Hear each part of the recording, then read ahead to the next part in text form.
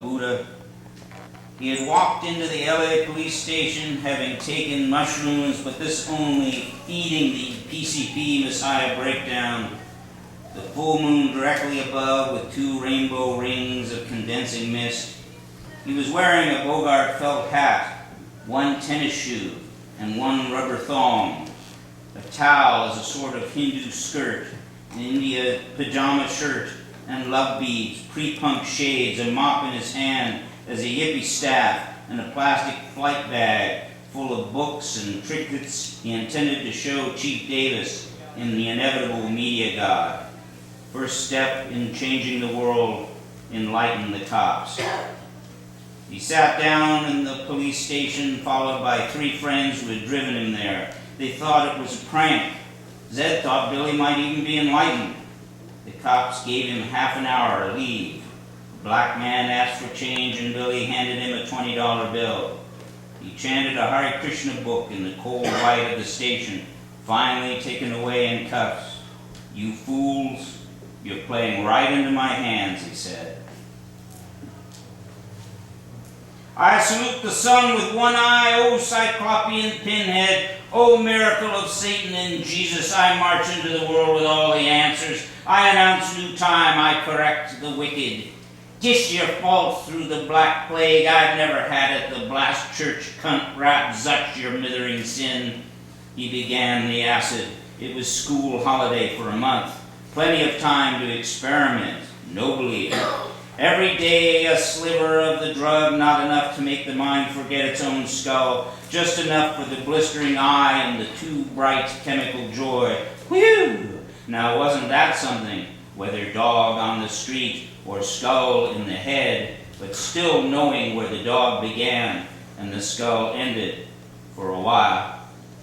Blag! Stooge! Skull heap! Fists of blood, murdering hordes of insect, I was your mother. Ah, and yes, and so very so, he was back in the grip of the Almighty. And which Almighty? Whichever one you please, and did it matter, said the Nazi, crossing himself in the ruined char.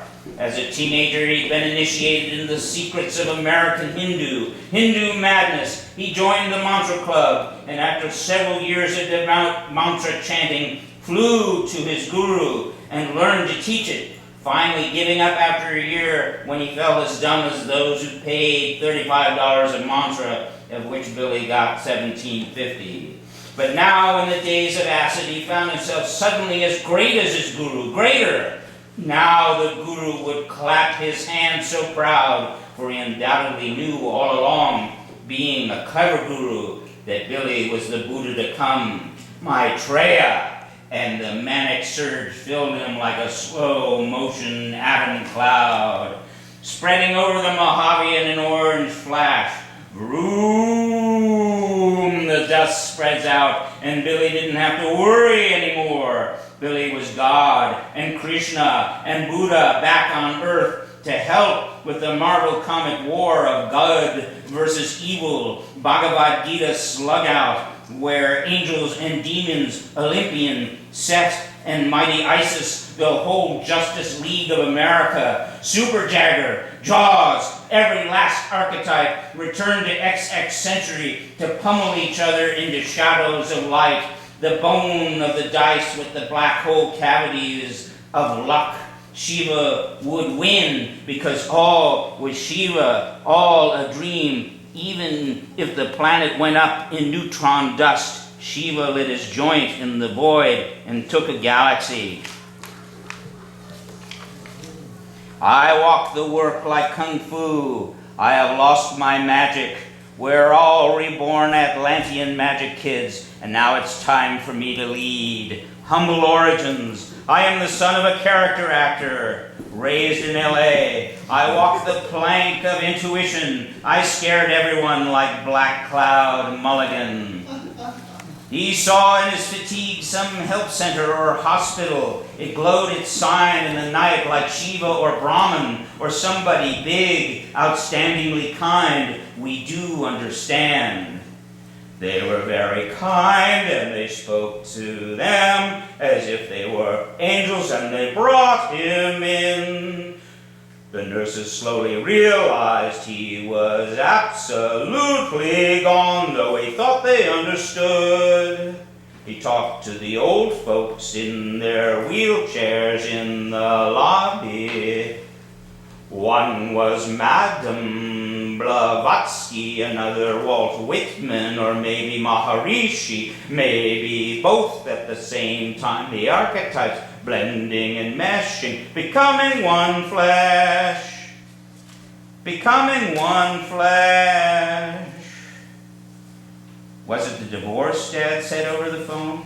Billy shrugged. In San Francisco, the depression's so great now that when he came home from school, he'd go straight to bed and try to sleep until morning, then going to the streetcar and wishing some crazed Latino would put a random bullet in his brain the way the paper said it happened. He went to the movies alone but couldn't bear to watch Dirty Little Billy, a grim western on Billy the Kid, coming home and removing the slats from the stove and sticking his head inside and seeing what it might be like. And he burst into tears, wailing to Jesus, Krishna, Buddha, oh so rudely fallen, once an incarnation, an avatar of the very deities he called to, now crumb boy, blast teeth of futility, loveless, so ugly to himself he expected a black insect to stare back at him from the mirror. He saw a therapist, one the city provided.